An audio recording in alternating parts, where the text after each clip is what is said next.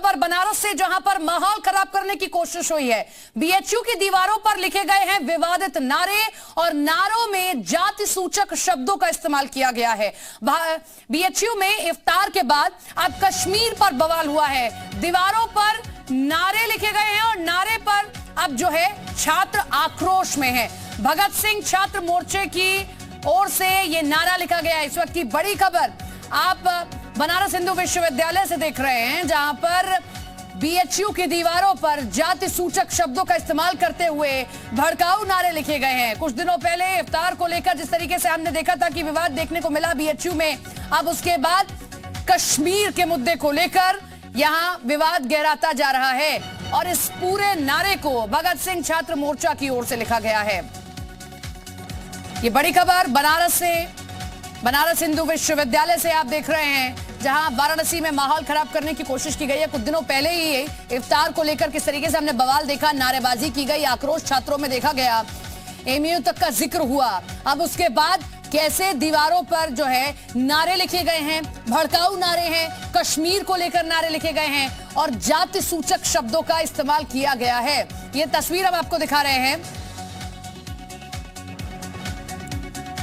कश्मीर को लेकर, कश्मीर तो बाकी है, और ये तमाम तरीके के नारे आप देख रहे हैं किस तरीके से कश्मीर तो बाकी है, पूरा भारत बाकी है, ये नारे लिखे गए हैं। और इस नारे को भगत सिंह छात्र मोर्चा की ओर से लिखा गया है। बीसीएम भी आप इन नारों पर लिखा हुआ देख सकते हैं। ये तस्वीर आपके सामने, जाति सूचक शब्दों का इस्तेमाल किया गया है। एक नारे में आप ब्राह्मण लिखा हुआ भी देख रहे होंगे और ऐसे में माना जा रहा है कि विवाद को बढ़ाने की कोशिश की गई है। कुछ दिनों पहले ही हमने इफ्तार को लेकर विवाद देखा। अलग अलग छात्र संगठनों ने किस तरीके से नारेबाजी की, दो तस्वीरें हम आपके सामने रख रहे हैं। पहली तस्वीर आप देख रहे हैं वो नारों की तस्वीर है जिनको लेकर यह विवाद गहरा रहा है। भड़काऊ भाषण लिखे गए हैं, भड़काऊ नारे लिखे गए हैं, जाति सूचक शब्दों का इस्तेमाल किया गया है, भगत सिंह छात्र मोर्चा की ओर से लिखे गए हैं। और दूसरी तस्वीर आप देख रहे हैं इफ्तार को लेकर, अभी कुछ दिनों पहले ही हमने बीएचयू के कैंपस में किस तरीके से विवाद देखा था और उसके बाद आज जो है ये स्थिति फिर से पैदा हो गई है। तो हमारे साथ हमारे सहयोगी भी जुड़ेंगे, उनसे भी हम ज्यादा जानकारी लेंगे, लेकिन इस वक्त की बड़ी खबर आप देख रहे हैं। आखिर बनारस में, और बनारस हिंदू विश्वविद्यालय देश का प्रतिष्ठित विश्वविद्यालय जहां हर छात्र एडमिशन लेना चाहता है, उसका सपना होता है, वहां कौन माहौल खराब करने की कोशिश कर रहा है। अभी कुछ दिनों पहले ही इफ्तार पार्टी को लेकर, इफ्तार को लेकर जिस तरीके से हमने विवाद देखा, अब जो है ये नया विवाद इस नारे को लेकर सामने आ गया है। ये बड़ी खबर। तो अजान के बाद इफ्तार पर घमासान हुआ बीएचयू के कैंपस में, विरोध के स्वर उठे। हमने जिस तरीके से देखा सड़कों पर छात्र उतर आए थे। बीएचयू में इफ्तार की प्रथा नहीं है, इस बात को छात्रों ने जिक्र किया। छात्रों ने विरोध दर्ज कराते हुए कुलपति का पुतला भी फूका, जो तस्वीर आप देख रहे हैं। और उसके बाद आज ये जाति सूचक शब्दों का इस्तेमाल करते हुए नारे लिखे गए हैं बीएचयू में, बीएचयू की दीवारों पर। संकल्प हमारे साथ हमारे सहयोगी फोन लाइन के जरिए जुड़ गए हैं। संकल्प, क्या कुछ प्रशासन कह रहा है बीएचयू की दीवारों पर यह लिख दिया जाता है और प्रशासन को कानो कान कोई खबर नहीं होती है? अभी कुछ दिनों पहले इफ्तार पर यह पूरा मामला है, अब ये सब कुछ। देखिए, बिल्कुल पुलिस के अधिकारी जो मौके पर पहुंचे हैं उनका कहना है कि अब ये तफ्तीश की जाएगी कि किन लोगों की तरफ से किया गया है, कौन कौन से छात्र इसमें शामिल थे।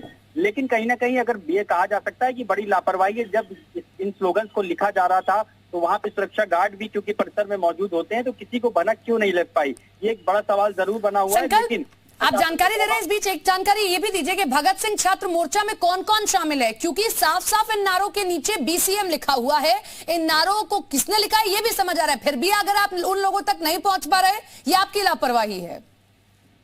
जी बिल्कुल, लापरवाही जरूर मानी जा रही है। हालांकि पुलिस प्रशासन के अफसरों का कहना है कि कुछ लोगों को चिन्हित किया गया है, उनसे पूछताछ की जाएगी। लेकिन अब तक इस पूरे मामले को लेकर के फिलहाल सबसे पहली प्राथमिकता पुलिस का कहना था कि इन स्लोगन्स को मिटाया जा रहा है और ये सुनिश्चित किया जा रहा है कि इस मोर्चे के जितने भी लोग हैं उनसे बातचीत की जा रही है और कुछ लोगों को डिटेन भी किया जा सकता है इस पूरे मामले में, ये माना जा रहा है। लेकिन जिस तरीके से ये जब स्लोगन्स लिखे गए तो उस समय सुरक्षा कर्मी जो तैनात रहते हैं, किसी ने सूचना दी नहीं दी, ये तमाम सवाल जरूर खड़े हो रहे हैं। जिस तरीके से तमाम पहले भी देखा गया है कि पोस्टर चस्पा कर दिए जाते हैं और जब पोस्टर चस्पा करने के बाद में प्रशासन हरकत में आता है, तो ऐसे में एक सवाल जरूर प्रशासन की कार्यशैली पर भी खड़ा होता है। तो कहीं ना कहीं प्रशासन के अफसरों का कहना है कि जल्द ही तमाम जो लिखने वाले हैं स्लोगन्स को, जो मोर्चा के छात्र हैं या जो भी इससे जुड़े हुए लोग हैं, उनको उनसे पूछताछ की जाएगी और मामले में आगे की कार्रवाई की जाएगी।